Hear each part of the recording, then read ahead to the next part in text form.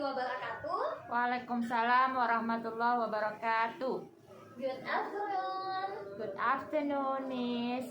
Oke, sebelum kita memulai pembelajaran, alangkah lebih baiknya jika kita berdoa menurut keyakinan masing-masing. Doa dimulai.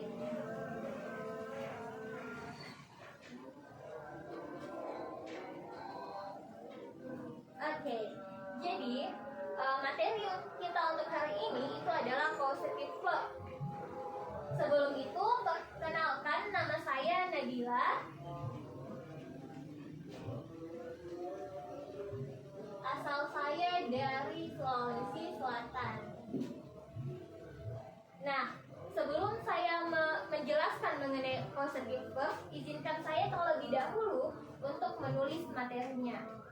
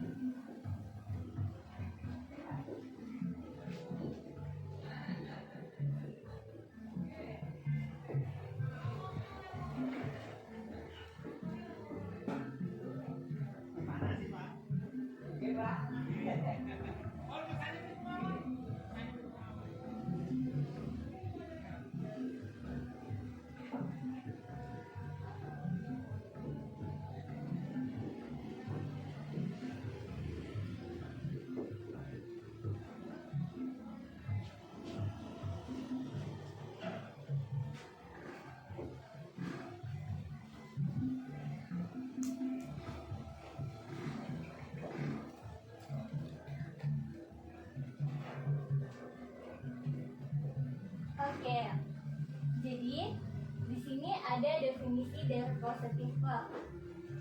Jadi materi kita hari ini itu causative verb yang aktif. Definisi dari causative verb aktif yaitu verb yang menyebabkan pihak satu mengakibatkan pihak dua melakukan atau dikenai pekerjaan. Contohnya di sini ada Reva meminta Putri memasak nasi. Di sini Reva sebagai subjek, meminta di sini sebagai causative verb-nya, dan Putri itu sebagai objek, lalu memasak nasi adalah objek komplement. Bisa dilihat di sini Reva adalah subjek yaitu pihak pertama, dan meminta itu causative verb-nya, dan Putri adalah objek atau pihak keduanya. Memasak nasi goreng adalah objek komplementnya. Di sini ada certain verb dari causative verb yang aktif itu ada 5. Lalu certain verb-nya itu dibagi 2 lagi, ada yang murni dan ada yang tidak murni. Yang murni anggotanya itu ada 3, yaitu get yang setara maknanya adalah persuade yang artinya merayu. Ada have yang setara maknanya adalah ask yang artinya meminta. Dan ada make yang setara maknanya adalah force yang artinya memaksa. Lalu di bagian kedua ada yang tidak murni. Di sini ada 2 anggota yaitu let dan help. Let setara maknanya adalah allow atau permit yang artinya mengizinkan, dan help yang setara maknanya assist dan artinya itu membantu. Di sini ada catatan ciri dari causative verb itu objek umumnya berupa person seperti yang ada di contoh ini tadi. Sekarang kita masuk ke polanya. Polanya itu ada subjek, causative verb, objek, dan objek komplement seperti contoh yang ada di sini tadi. Nah, untuk causative verb get, objek komplementnya itu harus to infinitive. Sedangkan have, make, dan let, objek komplementnya itu harus verb 1. Sedangkan help, objek komplementnya itu bebas, kita bisa memakai to infinitive ataupun verb 1. Nah, setara makna atau causative verb ini bisa berubah sesuai tenses. Sedangkan objek komplementnya itu tidak bisa berubah. Itu tetap to infinitive dan tidak bisa diubah. Contohnya di sini ada Reva merayu Bila mengganti musik. Reva di sini sebagai subjek, merayu sebagai causative verb, Bila di sini sebagai objek, mengganti musik adalah objek komplement. Nah, jika kita translate Reva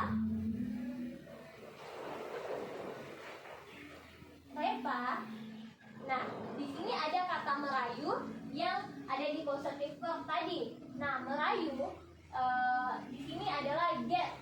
Jadi kita tulis get karena Reva ini adalah tunggal, jadi kita harus menambahkan verb ses. Get bila. Nah, karena get ini objek komplementnya itu harus to infinitive, jadi kita harus menambahkan to di sini. Nah, bahasa Inggris dari mengganti adalah change. Jadi kita tulis to change. Music. Nah, Reva gets Bila to change music. Kita pakai to di sini karena get itu objek komplementnya harus to infinitive. Nah, karena di sini tidak ada time signalnya, jadi ini adalah kalimat simple present.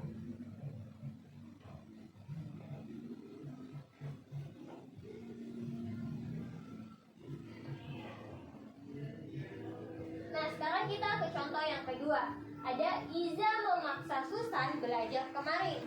Di sini Iza itu sebagai subjek ataupun pihak pertama. Nah, memaksa ini adalah causative verb-nya, dan Susan ini adalah objek atau pihak kedua. Nah, belajar kemarin adalah objek komplement. Nah, jika kita translate, Iza memaksa. Nah, di sini tadi ada memaksa yang causative verb-nya itu make.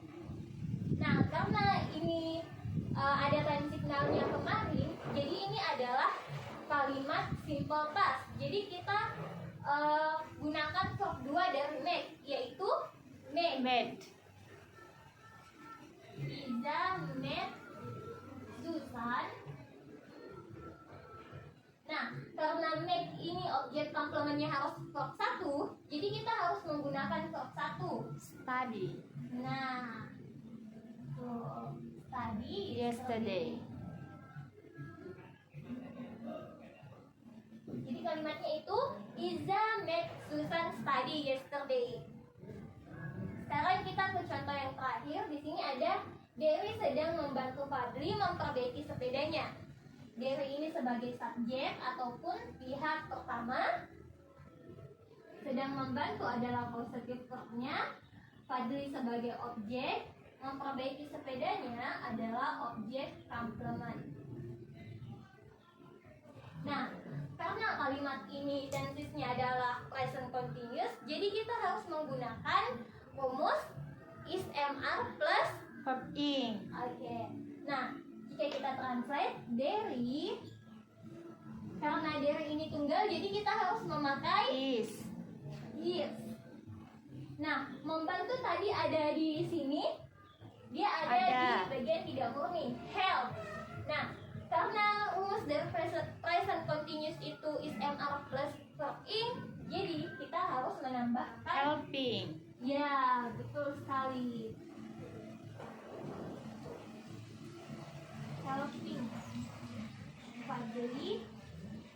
Nah, karena help ini objek komplementnya bebas, kita bisa pakai itu infinitif ataupun verb 1. Jadi kita bebas menggunakan yang manapun.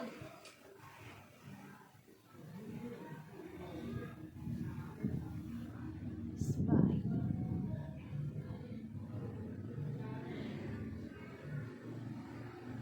Nah, kita bisa menggunakan repair ataupun to repair. Jadi translate-nya itu Derry is helping Fadli repair ataupun to repair his bag. Nah, di sini kita bisa di bagian ini tadi get, kita bisa menggunakan setara makna dari get, yaitu persuade. Kita sisa pilih saja mau gunakan yang mana, asal itu ditambah verb SES seperti itu. Atau dan contoh yang kedua tadi juga bisa menggunakan for setara makna dari make seperti itu. Nah, kita bisa menghafal certain causative verb aktif ini yang 5 dengan singkatan GH malehe. G-nya itu adalah get, H-nya adalah have, M-nya adalah make, dan le adalah let, dan yang terakhir help adalah he adalah help seperti itu. Jadi sampai sini sudah dipahami semuanya? Sudah, Miss. Karena sudah tidak ada lagi yang ditanyakan, cukup sekian untuk hari ini. Wassalamualaikum warahmatullahi wabarakatuh. Waalaikumsalam warahmatullahi wabarakatuh.